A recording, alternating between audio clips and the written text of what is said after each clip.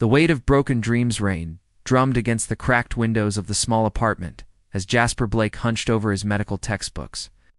The dim light from a single desk lamp casting long shadows across pages filled with anatomical diagrams. At 23, he carried the weight of the world on his shoulders, his once bright eyes now dulled by months of sleepless nights and crushing worry. The stack of unpaid bills beside his laptop seemed to grow taller each day. Medical school, tuition, his mother's cancer treatments, his younger brother's high school expenses, and the mounting interest on loans that had spiraled far beyond his control. Every morning brought new demands for payment, new threats of disconnection, new reminders that dreams could be expensive luxuries for those born without privilege. Jasper rubbed his tired eyes and glanced at the clock. 3 in the morning, and he had to be at his dishwashing job in 5 hours. The restaurant work barely covered groceries, let alone the mountain of debt that threatened to bury his family's future. His mother had tried to hide her pain during their last phone call, but he could hear the exhaustion in her voice. The quiet resignation that came with fighting a battle on too many fronts. His phone buzzed, interrupting his spiral of worry. Unknown number flashed on the screen. "Hello," he answered cautiously, his voice hoarse from fatigue. "Mr. Blake, this is Cordelia Ashworth. I believe we need to discuss your circumstances." The voice was crisp, authoritative, with a kind of refined accent that spoke of old money and older secrets. Jasper frowned, confusion cutting through his exhaustion. "I'm sorry, who is this? How did you get my number?" "Questions will be answered when we meet tomorrow evening, 7 o'clock, at the Grandview Hotel restaurant. Just come alone, and come prepared to listen to an offer that will change your life." The line went dead before Jasper could respond, leaving him staring at his phone, in bewilderment. He had no idea who Cordelia Ashworth was, but something in her tone suggested this was not a conversation he could afford to ignore. The mysterious woman, the Grandview Hotel, stood like a monument to wealth and privilege in the heart of the city. Its marble columns and crystal chandeliers, stark contrast to the humble neighborhoods where Jasper had spent his entire life. As he pushed through the heavy brass doors, he felt acutely aware of his worn jeans and second-hand jacket. The scuffed shoes that had carried him through many long shifts and longer nights, the restaurant hummed with quiet conversation and the gentle clink of expensive silverware against fine china.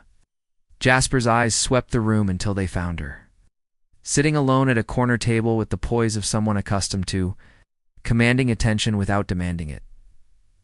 Cordelia Ashworth was a striking woman in her early 70s, her silver hair perfectly styled, her posture erect despite her age.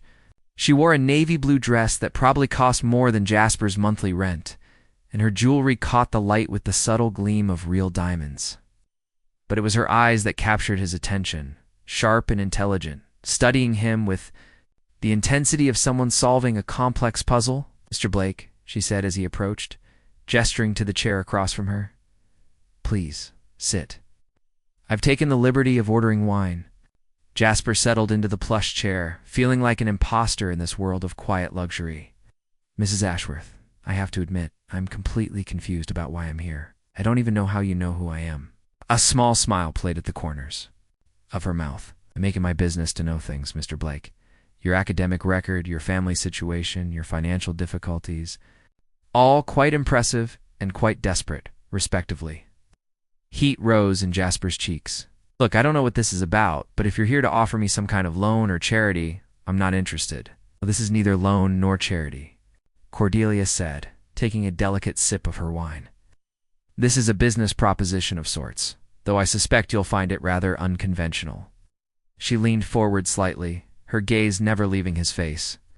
"I am proposing marriage, Mr. Blake. A legal union between us, with all the benefits and securities that would entail for both parties." Jasper's mouth fell open, certain he had misheard. "What did you just say? You heard correctly?" "I am 72 years old, quite wealthy, and entirely alone in the world. You are young, intelligent, drowning in debt, and desperately in need of financial stability. It seems to me that we could be of mutual benefit to each other." The absurdity of the situation hit Jasper like a physical blow. This is insane. "Don't even know me. Why would you want to marry a complete stranger who's young enough to be your grandson?" Cordelia's expression remained perfectly calm, as if she were discussing the weather rather than proposing marriage to someone she had met 5 minutes earlier. "I don't want romance, Mr. Blake.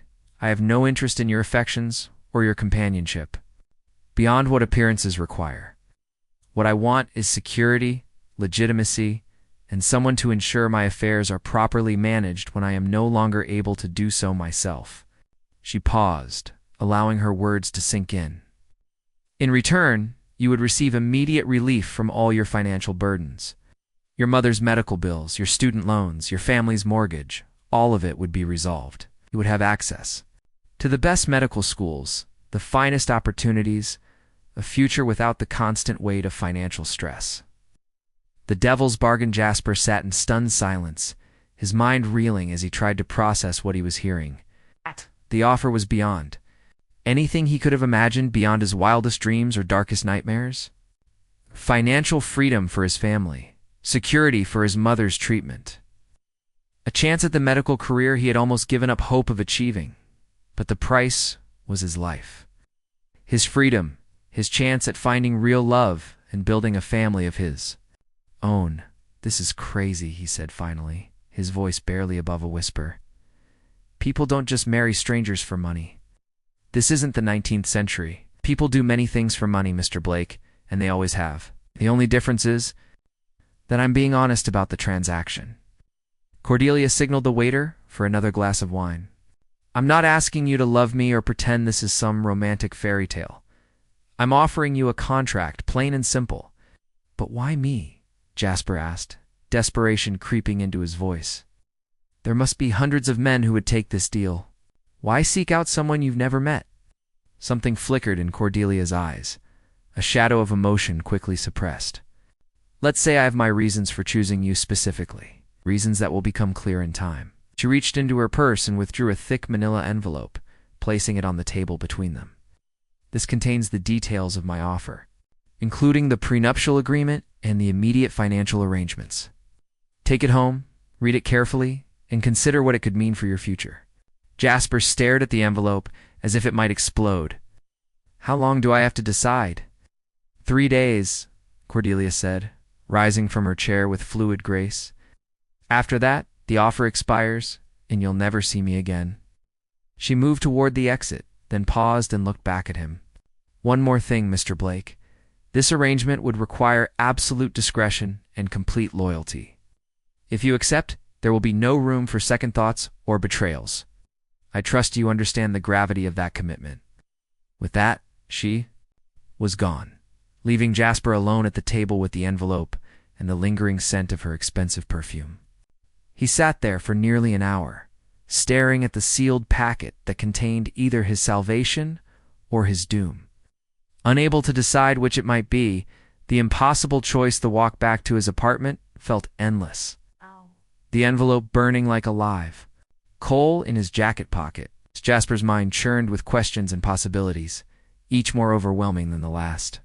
By the time he reached his building, he had convinced himself a dozen times to throw the envelope away and forget this entire surreal encounter had ever happened. But as he climbed the stairs to his cramped apartment, he thought of his mother's voice during their last phone call, weak and tired after another round of chemotherapy. He thought of his brother, brilliant and ambitious, whose college dreams were slipping away with each passing month. He thought of his own future, the medical degree that felt increasingly impossible with each unpaid bill and missed payment. Inside his apartment, Jasper spread the contents of the envelope across his small kitchen table. The documents were professionally prepared, legal and binding, outlining an arrangement that seemed both too good to be true and too strange to be real. The prenuptial agreement was straightforward in its terms. In exchange for marriage, Cordelia would immediately pay off all of Jasper's existing debts, establish trust funds for his family's ongoing needs, and provide him with a generous monthly allowance. Upon her death, he would inherit a significant portion of her estate, enough to secure his future for life. The conditions were equally clear. The marriage would be in name only, with separate living quarters and no expectation of physical intimacy. He would be required to attend certain social functions as her husband, maintain the appearance of a respectable marriage, and handle various business matters as directed. Most importantly, he would never discuss the true nature of their arrangement with anyone, and any betrayal of trust would result in immediate termination of all benefits. As Jasper read through the papers, one detail caught his attention. Cordelia's maiden name was listed as Cordelia Winters, and in the section detailing her previous marriage, he saw her late husband's name, Harold Ashworth. The name seemed familiar, tickling the edges of his memory, but he couldn't place where he might have heard it before. His phone rang, startling him from his review of the documents. His mother's name appeared on the screen, and his heart clenched with a familiar mixture of love and worry. "Hi, Mom," he answered, trying to keep his voice light. "Hello, sweetheart. Hope I'm not calling too late." Her voice was weaker then. It had been the week before, the cancer and treatments taking their relentless toll. "Never too late for you. How are you feeling?" "Oh, good days and bad days. The doctors want to try a new treatment, but—" She trailed off, and Jasper knew she was thinking about the cost. The impossibility of affording cutting-edge care on their meager resources. "But what, Mom? It's expensive, honey. It's more expensive than we can manage right now. But don't you worry about that. You focus on your studies." Jasper closed his eyes, the weight of her sacrifice crushing down on him. Here was his mother, facing a life-threatening illness, and she was worried about his education. The unfairness of it all, the cruel mathematics of poverty that forced impossible choices, made his decision for him. "Mom," he said softly. "What? If I told you that money wasn't going to be a problem anymore? What if I told you that you could have any treatment you needed, and we never had to worry about bills again?" "Oh, Jasper," she sighed, "you're such a dreamer. But life doesn't work that way, sweetheart. Money doesn't just fall from the sky." As they said their goodbyes, Jasper stared at the contract spread before him. Maybe money didn't fall from the sky, but sometimes it came in forms you never expected. Wearing a face you didn't recognize, offering deals that seemed too strange to be real. He picked up his pen, his hand trembling slightly as he signed his name at the bottom of the agreement. Whatever Cordelia Ashworth's true motives might be, whatever secrets lay behind her mysterious offer, he was about to find out. The next morning, he called the number she had provided and left a simple message. "I accept." The Mansion of Mysteries 3. Days after signing the contract, Jasper Blake found himself standing before the wrought iron gates of the Ashworth estate, a sprawling mansion that seemed to have been transported from another century. The Gothic architecture loomed against the cloudy sky, its dark stone facade and towering spires creating an atmosphere that was both magnificent and somehow foreboding. A uniformed driver had collected him from his apartment that morning, along with his single suitcase containing everything he owned. The ride through the wealthy suburbs had been silent, the driver offering only polite nods when Jasper attempted conversation. Now, as the gates swung open with a mechanical whisper, Jasper felt as though he was crossing the threshold into an entirely different world. The circular driveway curved through meticulously maintained gardens, where ancient oak trees cast long shadows across perfectly manicured lawns. Fountains dotted the landscape, their gentle splashing the only sound in the hushed atmosphere. Everything spoke of wealth accumulated over generations, of a family legacy that stretched back through decades of privilege and power. Cordelia waited for him at the mansion's grand entrance, dressed in an elegant gray suit that complemented her silver hair. She looked every inch the wealthy widow, poised and controlled. But Jasper thought he detected something different in her expression, subtle tension that hadn't been present during their restaurant meeting. "Welcome to Ashworth Manor," she said, her voice formal and distant. "I trust your journey was comfortable." "It was fine, thank you," Jasper replied, suddenly feeling very young and out of place. The mansion's entrance hall was larger than his entire apartment, with marble floors that gleamed under crystal chandeliers and oil paintings of stern-faced ancestors watching from gilded frames. A woman in her 60s appeared at Cordelia's side, her gray hair pulled back in a neat bun and her expression carefully neutral. She wore a simple black dress with a white apron, the uniform of a traditional housekeeper. "This is Mrs. Pemberton," Cordelia said. "She manages the household staff and will help you settle in. Mrs. Pemberton, please show Mr. Blake to the east wing." Mrs. Pemberton inclined her head politely. "Of course, madam. If you would follow me, sir." As they walked through corridors lined with antique furniture and priceless artwork, Jasper tried to process the reality of his new situation. This was his home now, at least on paper. These rooms, with their soaring ceilings and expensive furnishings, were where he would live for the foreseeable future, playing the role of husband to a woman he barely knew. "The East Wing has been prepared for your use," Mrs. Pemberton explained as they climbed a grand staircase. "Mrs. Ashworth thought you might prefer some privacy while you adjust to your new circumstances." She led him down a long hallway to a suite of rooms that was larger and more luxurious than anything Jasper had ever imagined living in. The bedroom featured a four-poster bed with silk curtains, while the sitting room was furnished with leather chairs and a fireplace that looked like it belonged in a castle.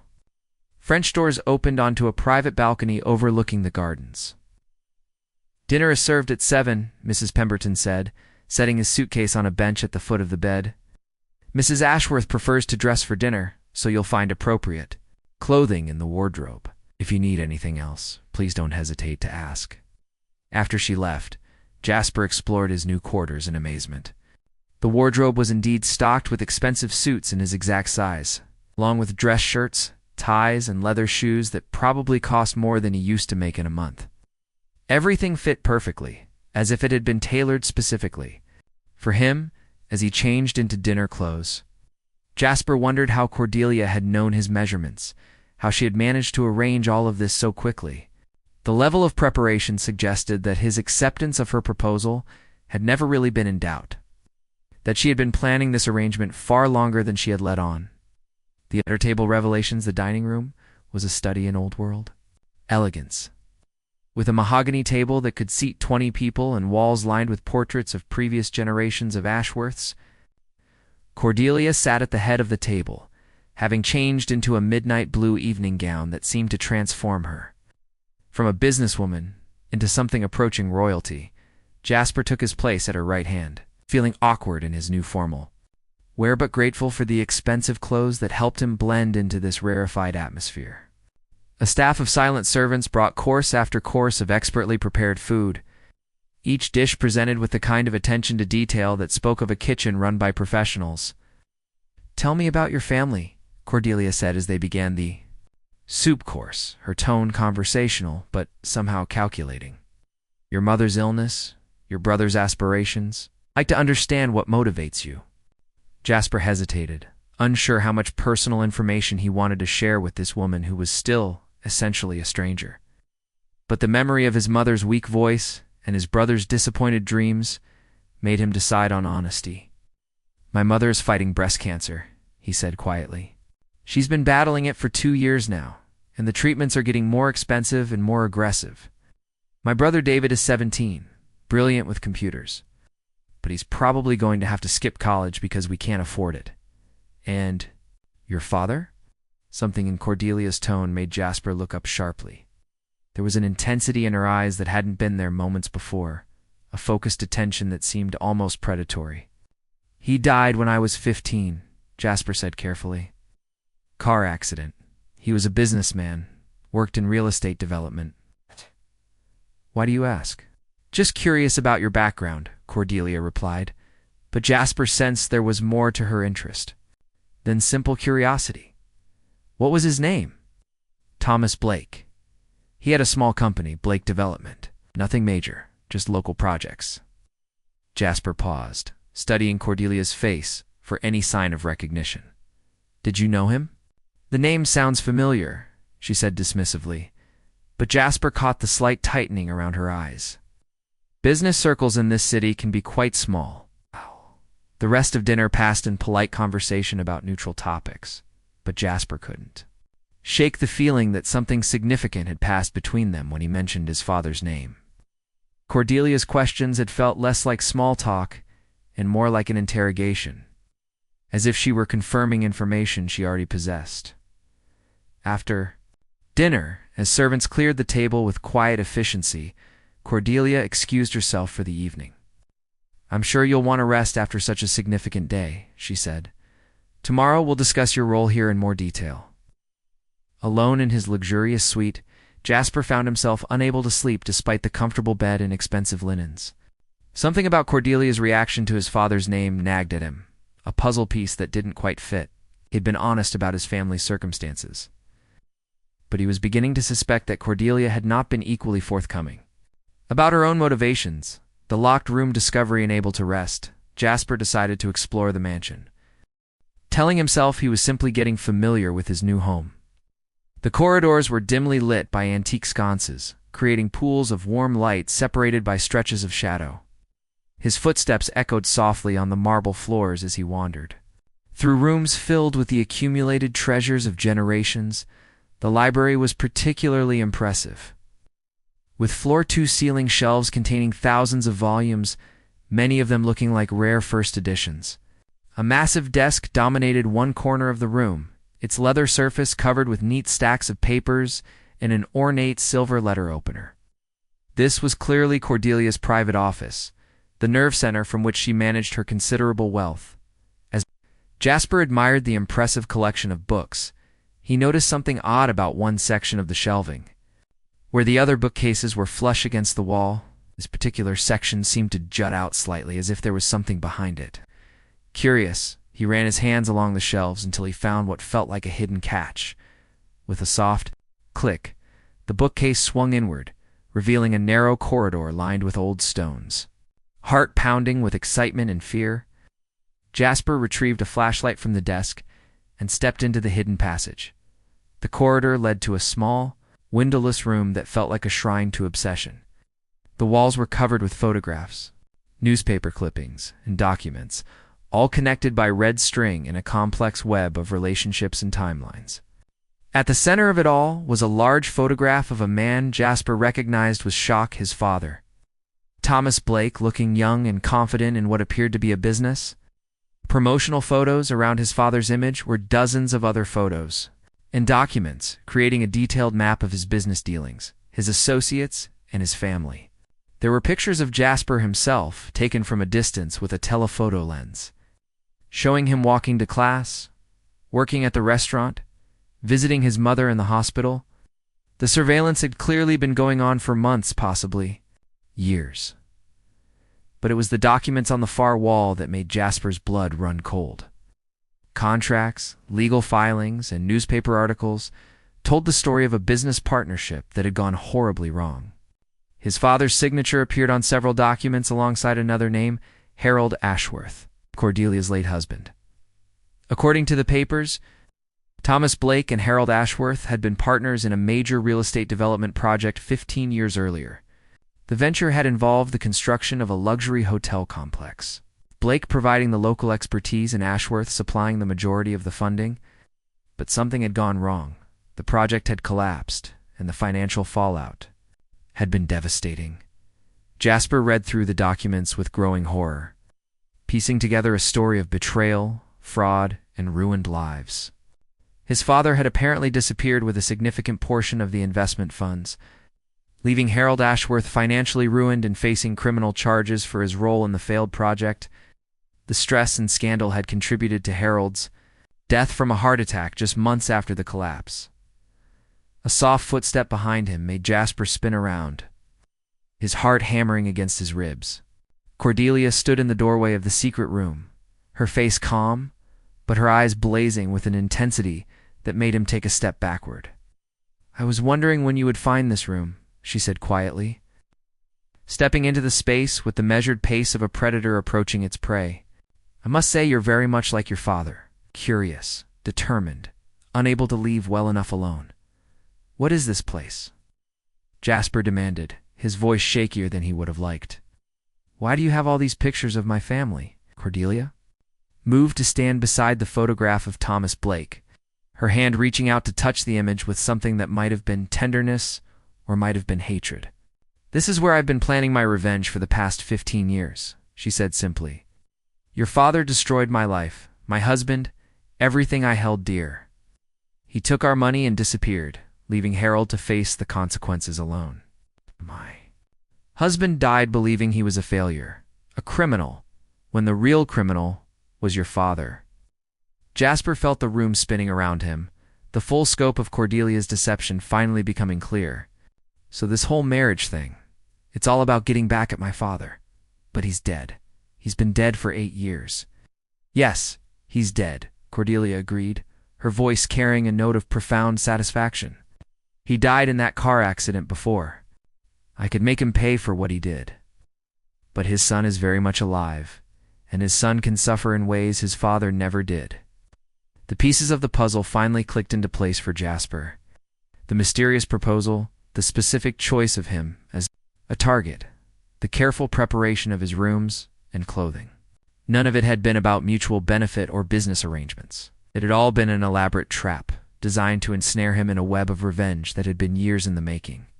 "You're insane," he whispered, backing toward the doorway. "Is completely crazy. You can't punish me for something my father did." Cordelia's smile was cold and predatory. "Oh, but I can, and I will. You signed a contract, Jasper? A legally binding agreement that gives me considerable control over your life? You wanted financial security for your family, and you have it. But everything comes with a price, and you're about to discover just how expensive your father's sins really were." As the full horror of his situation sank in, Jasper realized he had walked willingly into a trap that had been 15 years in the making. He was now married to a woman whose only goal was to make him pay for his father's crimes, and the contract he had signed made escape nearly impossible. But as he looked into Cordelia's eyes, he saw something that gave him the faintest glimmer of hope. Beneath the hatred and the carefully controlled anger, there was pain. Deep, unhealed pain that had been festering for years, turning what might once have been a loving woman into something cold and calculating. If he could find a way to reach that pain, to understand the woman behind the revenge, he might have a chance to change the course of both their lives. The truth about Thomas Blaken, the days following Jasper's discovery of the secret room. The atmosphere in Ashworth Manor became charged with tension. Cordelia maintained her polite facade during their formal dinners, but Jasper could feel her watching him constantly, waiting for him to break under the pressure of knowing the truth about their arrangement. Instead of cowering, however, Jasper decided to fight back with the only weapon he had, the truth. He began his own investigation into the events that had destroyed both their families.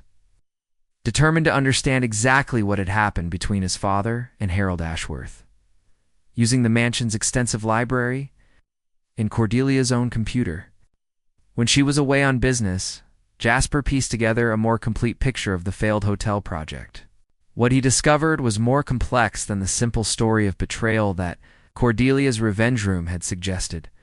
The project had indeed failed spectacularly, but the documents Jasper found painted a different picture of his father's role. Thomas Blake had not stolen the investment funds. Instead, he had discovered that the project was being sabotaged by a third party, a rival development company that wanted to acquire the land at a fraction of its true value. When Thomas tried to expose the sabotage, he found himself framed for embezzlement by the very people he was trying to fight. Faced with criminal charges and threats against his family, he had been forced to flee the city, taking with him only the evidence that might someday clear his name, the evidence that had died with him in the car accident 8 years later. Jasper's hands shook as he read through his father's private correspondence, letters he had hidden in a safety deposit box that Jasper had only recently been able to access. The letters revealed a man tormented by guilt, not for stealing money, but for being unable to save his partner from disgrace and death. "I should have found another way," Thomas had written in a letter addressed to Harold Ashworth but never sent. "I should have stayed and fought, even if it meant risking everything. You deserved better than to die thinking I had betrayed you." Confronting the past stormed with this new information, Jasper decided it was time to confront Cordelia with the truth. He found her in the garden one evening, sitting on a stone bench beneath an ancient oak tree, staring out at the reflecting pool where golden koi fish swam in lazy circles. "I know you've been investigating," she said, without looking up as he approached.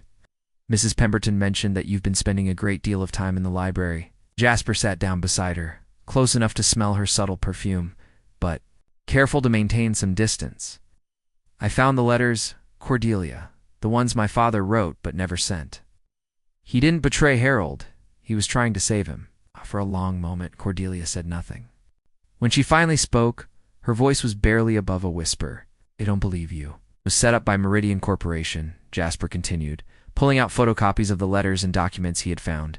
They wanted the land for their own development, so they sabotaged the project and framed my father for the financial losses. When he tried to expose them, they threatened to kill our entire family.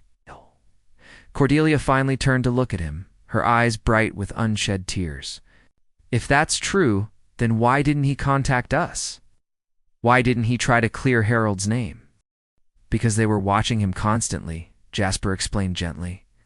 Any attempt to make contact would have put you and Harold in even greater danger. He spent years trying to find a way to prove the truth, but Meridian was too powerful too. Well connected. The car accident happened while he was on his way to meet with a journalist who had agreed to investigate the story. He handed her one of the letters, watching as she read her late husband's name in his father's careful handwriting. The letter was full of regret and anguish. A man's desperate attempt to explain the impossible choice he had been forced to make. Harold died believing he was a criminal, Cordelia said, her voice breaking. He died in shame and disgrace, convinced that his business partner had betrayed him and stolen everything we had worked for. But now you know the truth, Jasper said. Softly, Harold wasn't a criminal, and neither was my father. They were both victims of something much larger than either of them understood. Cordelia was crying now, tears streaming down her cheeks as 15 years of carefully controlled hatred began to crumble. I've spent so long planning this revenge, she whispered. So long believing that making you suffer would somehow balance the scales for what happened to Harold. And has it? Jasper asked. Has making me your prisoner made you feel better? She shook her head slowly. No. If anything, it's made me feel worse. You're nothing like what I expected. You're kind, honorable, everything I thought your father. Wasn't watching you struggle with this situation, seeing the pain in your eyes, it doesn't feel like justice. It just feels like more cruelty. The unexpected bond-in, the weeks that followed their conversation in the garden, something fundamental shifted in the relationship between Jasper and Cordelia. The walls of hatred and suspicion that had divided them began to crumble, replaced by a cautious friendship built on shared grief and mutual understanding.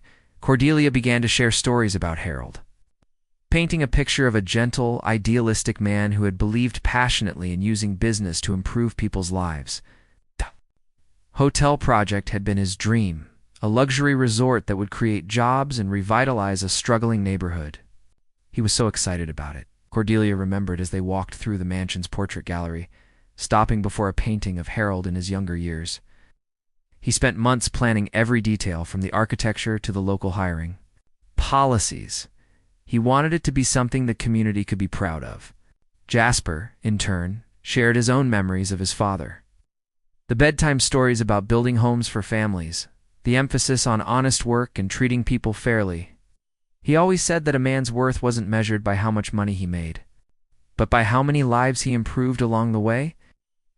As they learned more about each other's families, Jasper and Cordelia discovered that their fathers had been more alike than different, both men who had tried to do right in a world that often punished such intentions. The formal dinners became more relaxed, with conversation flowing naturally between them. Cordelia proved to be remarkably well-read and intelligent, with interests ranging from classical literature to modern art. She had traveled extensively, spoke several languages, and possessed a dry wit that could make Jasper laugh despite the unusual circumstances of their relationship. For her part, Cordelia seemed genuinely interested in Jasper's medical studies, often asking about his classes and encouraging him to continue his education now that financial pressure was no longer a concern. She arranged for him to have access to medical journals and even offered to fund a private laboratory where he could conduct research. "You have a gift for healing," she told him one evening, as they reviewed his latest anatomy assignment together. "The world needs more doctors who understand that medicine is about more than just treating symptoms." The gradual awakening as autumn turned to winter. Jasper began to see Cordelia not as the cold, calculating woman who had trapped him in a marriage of revenge, but as a lonely widow who had spent 15 years nurturing hatred because it was easier. Then facing her grief, he noticed the way she brightened when he joined her for morning coffee. How she had begun wearing softer colors, instead of the severe black and gray outfits she had favored when he first arrived. She laughed more often now, genuine laughter that transformed her entire face and made her seem years younger. For his part, Jasper found himself looking forward to their time together, appreciating her intelligence and sophistication in ways that had nothing to do with her wealth. She challenged him intellectually, encouraged his ambitions, and showed a genuine interest in his thoughts and opinions that no one had ever demonstrated before. The realization that he was developing real feelings for Cordelia came gradually, then suddenly, with startling clarity. It happened on a snowy December evening when he found her in the library, reading by the fireplace with a contentment that made her seem almost luminous in the warm light. "May I join you?" I asked, and when she looked up with a smile that seemed to light up the entire room, he felt his heart skip in a way that had nothing to do with gratitude or obligation. "Of course," she said, patting the cushion beside her on the sofa. "I was just reading some poetry, Yeats." He understood something about love that most people never discover. As she read aloud, her voice soft and musical in the quiet room, Jasper realized that somewhere in the midst of their shared pain and healing, he had fallen in love with this remarkable woman. Not because she had saved his family from financial ruin, but because she had revealed herself to be someone worth loving, intelligent, passionate, vulnerable, and ultimately kind despite the years of hurt she had carried. The age difference that had once seemed insurmountable now felt irrelevant compared to the connection they had forged. She was a woman who had lived fully, who had loved deeply and lost greatly, who had made mistakes, but was willing to acknowledge them and grow from them. When she finished reading and looked up to find him, watching her with undisguised affection, something passed between them that neither had expected. A recognition, an acknowledgement of feelings that had been growing despite all logic and reason. "Jasper," she said softly, her voice uncertain for the first time since he had known her, "I need to tell you something. The contract we signed, the legal arrangements, they can all be dissolved if that's what you want. You don't have to stay here out of obligation." He reached for her hand, intertwining their fingers with a tenderness that surprised them both. "What if I want to stay for a different reason entirely?"